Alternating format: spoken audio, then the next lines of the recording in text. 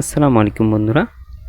তো আজকে চলে এলাম যে দশমিক থেকে অক্টালে তোমরা কিভাবে সহজে রূপান্তর করতে পারবে এই বিষয় নিয়ে আজকে আমি একটি ভিডিও তৈরি করছি। তো অবশ্যই ভিডিওটি শেষ পর্যন্ত দেখবে, এতে তোমারই উপকার হবে। অবশ্যই আমার চ্যানেলটিকে সাবস্ক্রাইব করে বেল আইকনটি প্রেস করে দেবে। তো অবশ্যই এখানে প্রথমে দেখা যাচ্ছে যে অক্টালের বেস হচ্ছে 8 এবং এখানে দশমিক সংখ্যার বেস হচ্ছে 10, অক্টালের বেস হচ্ছে 8। তো অক্টালে রূপান্তর করার ক্ষেত্রে সর্বপ্রথম আপনাকে যেটা করতে হবে, তো সেটা আমি প্রথমে এখানে লিখব যে পূর্ণ সংখ্যাটি রয়েছে সেটা লিখব দশমিকের। তো 495কে লিখলাম, পাশে কিন্তু আমি ভাগশেষ লিখব। ভাগশেষ লেখার পরে এইখানে এই সংখ্যাটিকে আমি অক্টালের যে বেজ রয়েছে সেই বেজ দ্বারা কিন্তু আমি অবশ্যই ভাগ করব। এখানে ভাগ করার ক্ষেত্রে আপনি কিন্তু অবশ্যই ভাগফল যেটা আসবে সেটা কিন্তু আপনি সাইড নোট করে টুকে রাখবেন। তো এইখানে 8কে ভাগ দিতে 8 দ্বারা ভাগ দিতে হবে 495কে।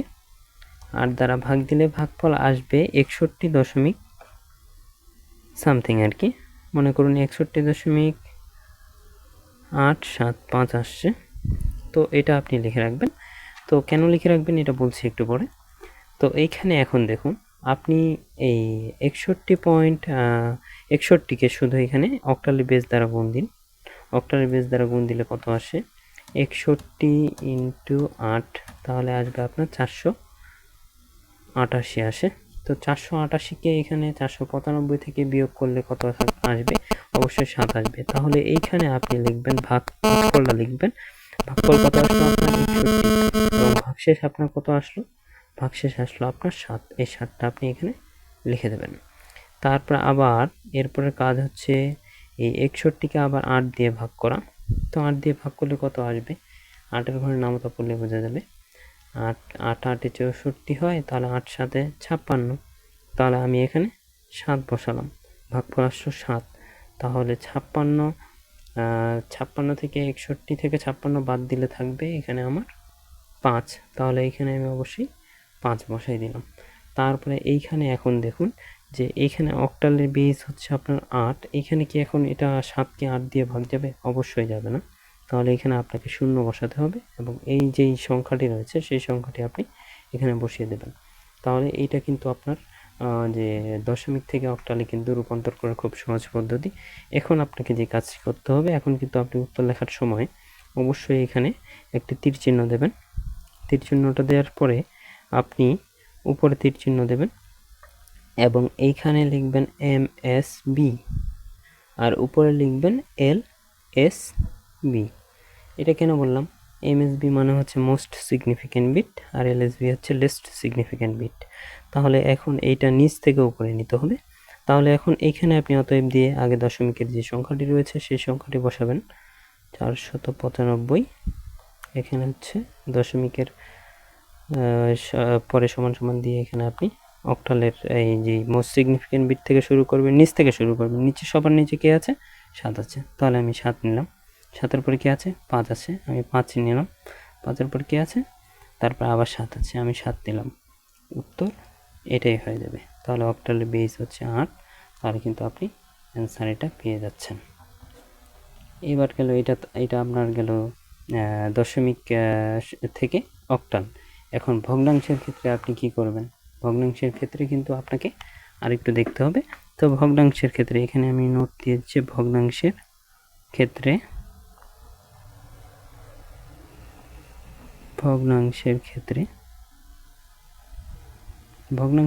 আপনি কি করবেন দেখে নিন।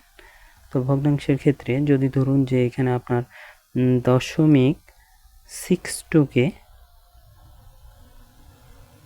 অক্টালে রূপান্তর করতে বলছে, 0.62কে অক্টালে রূপান্তর করতে বলছে। তো অক্টালে রূপান্তরের ক্ষেত্রে এইখানে আপনি প্রথমে লিখবেন পূর্ণ সংখ্যা। খুবই সোজা। পূর্ণ সংখ্যা লিখে আপনি যে দশমিকটা সহ রয়েছে যে সংখ্যাটি সেটিকে আপনি লিখবেন 0.62। লেখার পরে সেটাকে আপনি 8 দিয়ে গুণ দিবেন, অক্টালের বেস দিয়ে গুণ দিবেন। অক্টালের বেস দিয়ে গুণ দেওয়ার পরে আপনার 0.62 ইন্টু 8, তাহলে আপনার 4.96 আসে। তো পূর্ণ সংখ্যাটিকে আপনি পূর্ণ সংখ্যার পাশে লিখবেন, আর এই পাশে আপনি আবার পয়েন্ট যে বাকি 96 রয়েছে সেই 96 লিখবেন। আবার এটিকে আপনি 8 দ্বারা গুণ দেবেন। 8 দ্বারা গুণ দিলে আবার এটাকে 0.96কে আপনি 8 দ্বারা গুণ দিলে 0.96 ইন্টু 8, এটাকে গুণ দিলে আপনার আসে 7.68। তাহলে আপনি পূর্ণ সংখ্যা থেকে আবার বসালেন 7, আর এখানে 6 8 বসাবেন। তারপর সেটিকে আবার আপনি 8 দিয়ে গুণ দেবেন, 8 দিয়ে গুণ দেবেন। তাহলে 0.68কে আপনি কত দিয়ে গুণ দিলেন?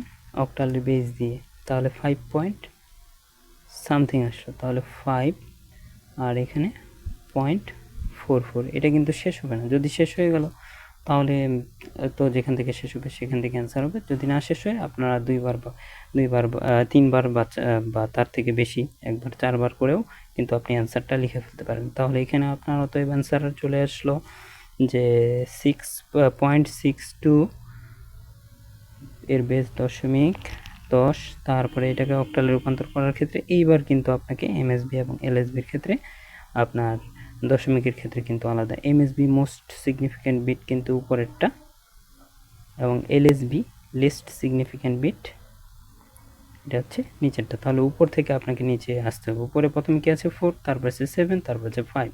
তাহলে এখানে 4, অবশ্যই আপনাকে সামনে দশমিক নিতে হবে। 0.475।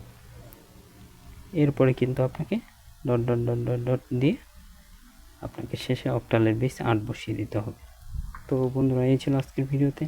অবশ্যই আপনারা এর পরবর্তী ভিডিও পাওয়ার জন্য অবশ্যই অপেক্ষা করবেন এবং নোটিফিকেশন পেয়ে যাবেন। তাহলে আপনারা অবশ্যই চ্যানেলটিকে সাবস্ক্রাইব করে বেল আইকনটি প্রেস করে দিন। ধন্যবাদ।